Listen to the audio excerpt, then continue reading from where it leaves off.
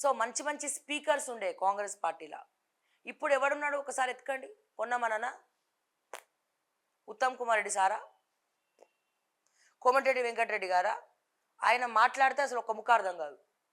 And లేకపోతే మన కొండా సురేఖ అక్కనా, తెలుసు తన వీడియోలు కూడా ఎట్లా వైరల్ అవుతున్నాయి. మరి రేవంత్ రెడ్డా మాట్లాడితే బూతులు. సబ్జెక్ట్ ఎక్కడుంది? సబ్జెక్ట్ మాట్లాడుతుండ రేవంత్ అన్న, మొత్తం బూతులే. తర్వాత బట్టి విక్రమార్క 13%లో బిజీ. సో ఇట్లా క్యాబినెట్ మంత్రులు కావచ్చు, లేకపోతే పార్టీలో వీళ్ళు కాకుండా, పోనీ క్యాబినెట్ మంత్రులు కాకుండా, ముఖ్యమంత్రి కాకుండా ఇంకెవరన్నా స్పోక్స్ పర్సన్ మాట్లాడేదా?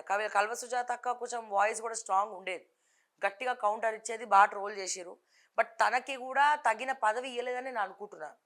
వైశ్య చైర్మన్ అనేది, అది కార్పొరేషన్ చైర్మన్ అనేది మరి ఉత్తుతే ఏదో తూతు మంత్రంగా ఇచ్చి ఆమెను సైలెంట్ చేసారు తప్ప, నేనైతే మంచి పదవి అని అనుకోవట్లేదు అది నా దృష్టిలో, తను చేసినటువంటి కమిటెడ్ వర్క్కి.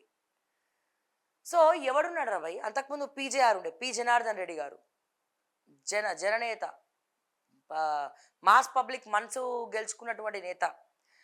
సో ఇట్లా మైక్ పట్టుకోగానే ఒక మాట మాట్లాడినరంటే ఎదుటి వాళ్ళను సైలెంట్ చేసేటువంటి పర్సన్స్ కాంగ్రెస్ పార్టీలో బాగా మాట్లాడేటోళ్ళు ఎవరు లేరు.